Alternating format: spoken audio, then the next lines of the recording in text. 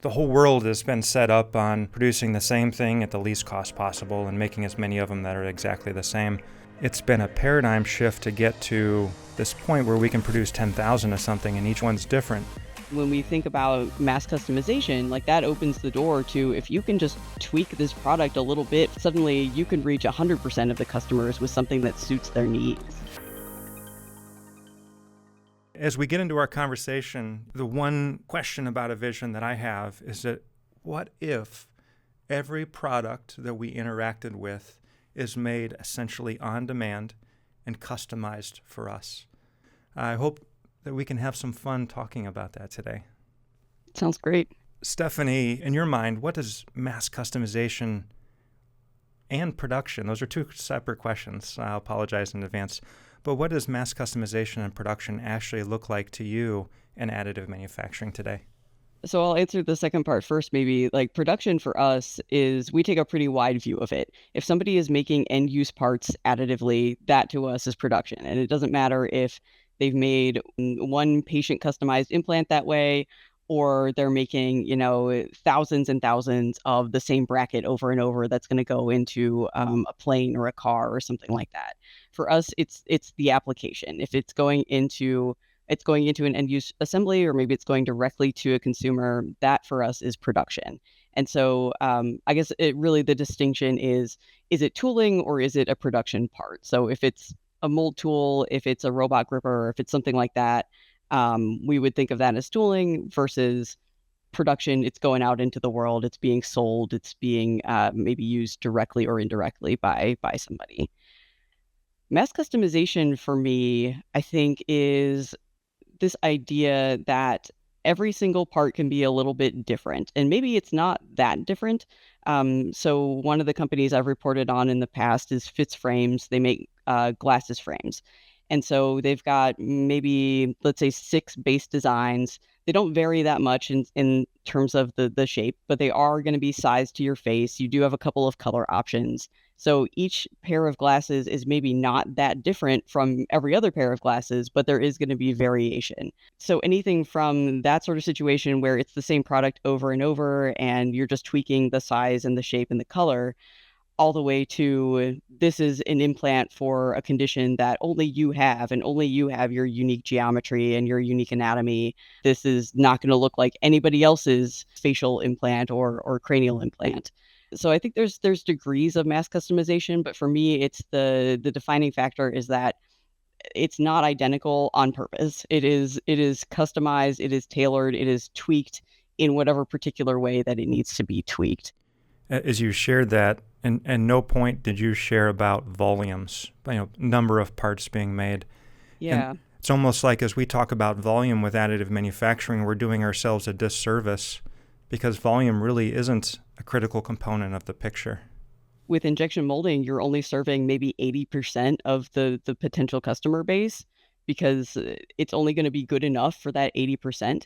And then when we think about mass customization, like that opens the door to, if you can just tweak this product a little bit for every person, suddenly you can reach 100% of the customers with something that they want and something that fits them and something that suits their needs. The whole world has been set up on producing the same thing at the least cost possible and making as many of them that are exactly the same. It's been a paradigm shift to get to this point where we can produce 10,000 of something and each one's individual, each one's different.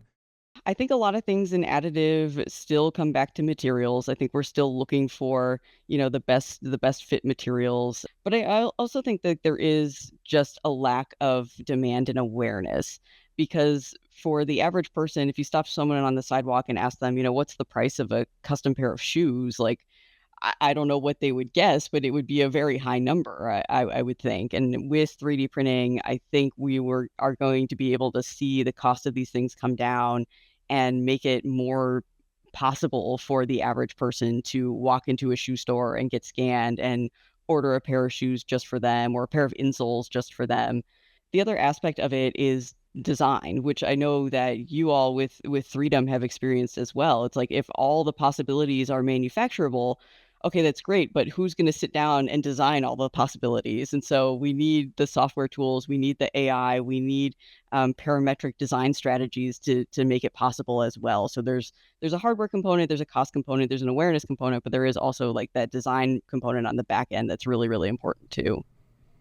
And it seems like where it could all come together is if we can increase the lifespan or dramatically increase the like the value of a customized shoe where it lasts longer and it's way more comfortable.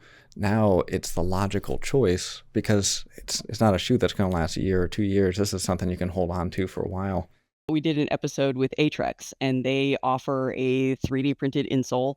I'm not sure if this is still the case, but I believe at the time EOS was doing all the printing for them.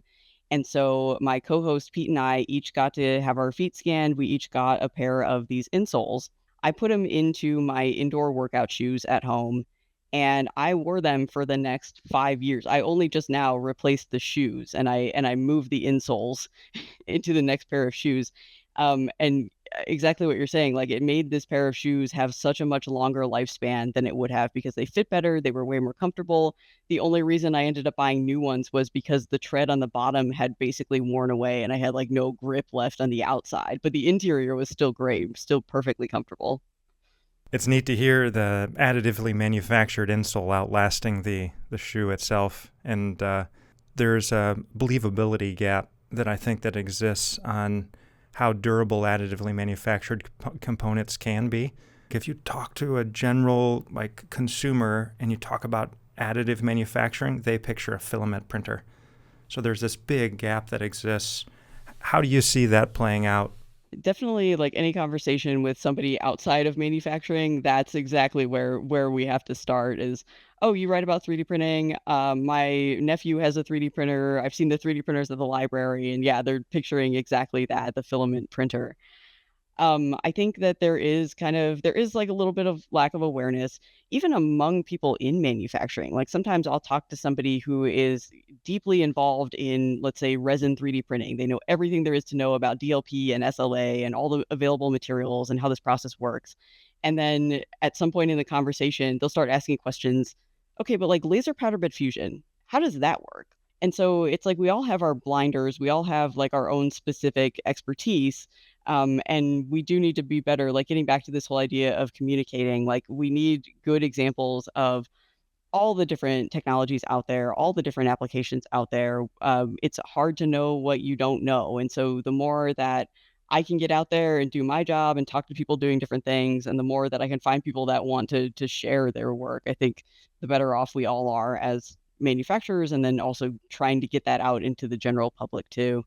What you just shared to me painted a picture of, in my mind, of how much depth is required for any one particular like subset of additive manufacturing. You were talking about resin printing, and it's as if I think we've talked about this, but I don't know that I've thought about it this way. It's as if each technology, because we're still charting the course, requires so much depth to learn and master that it's difficult to get to that depth and then be able to do that across a great breadth of different technologies, different methods.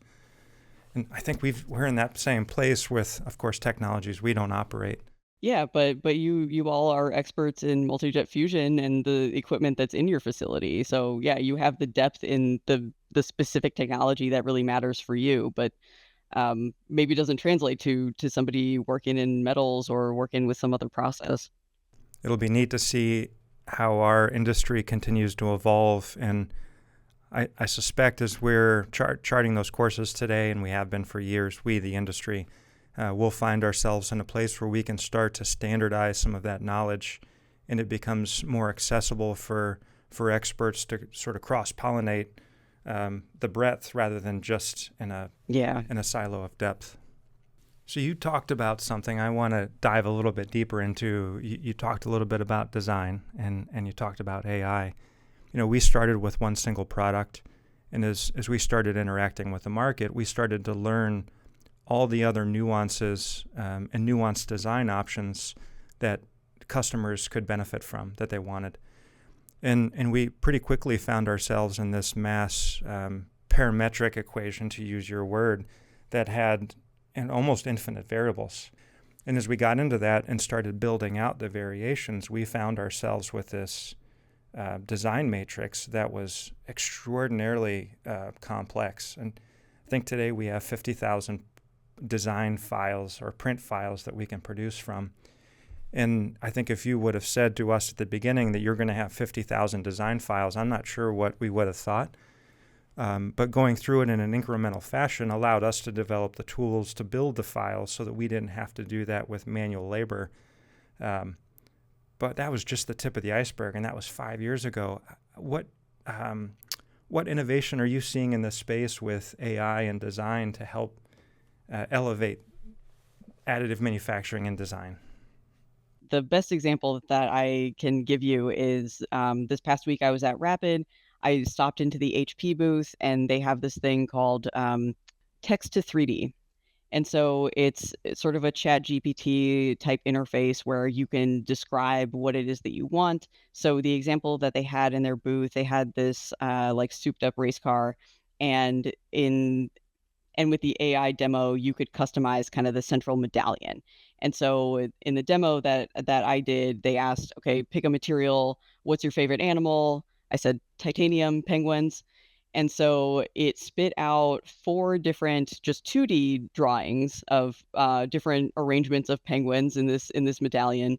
And then once you select one from there, at that point, that's when the software starts to render what it would look like in 3D and tries to make sure that it's going to be printable and all these things.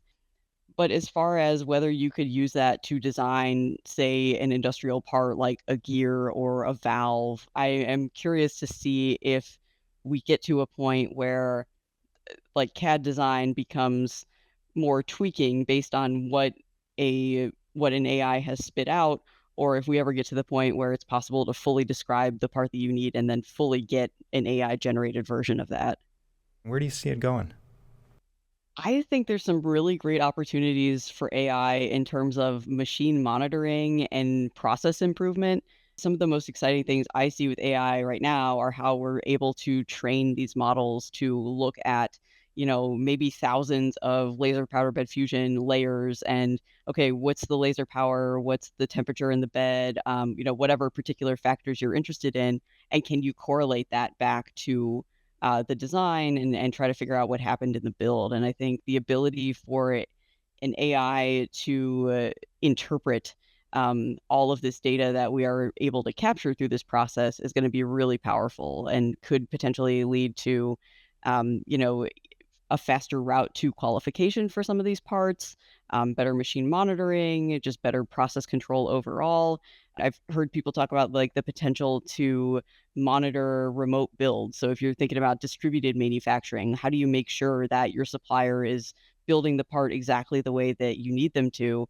AI might be key to that. It seems like the equipment manufacturers and some of the closed platforms that are out there haven't gotten to the point where they've got the system in place or the willingness to have that sort of experience. So it'll be neat to see how that transforms, where traditionally closed systems become more open and integrated with AI so that you can collect and manipulate that data. Well, Stephanie, it's been a great pleasure to host you as our guest today. Truly great conversation, and appreciate you sharing your perspective and helping educate others on your journey in learning additive manufacturing. Thank you for having me. It's been a fun discussion, and I'm glad to have the opportunity.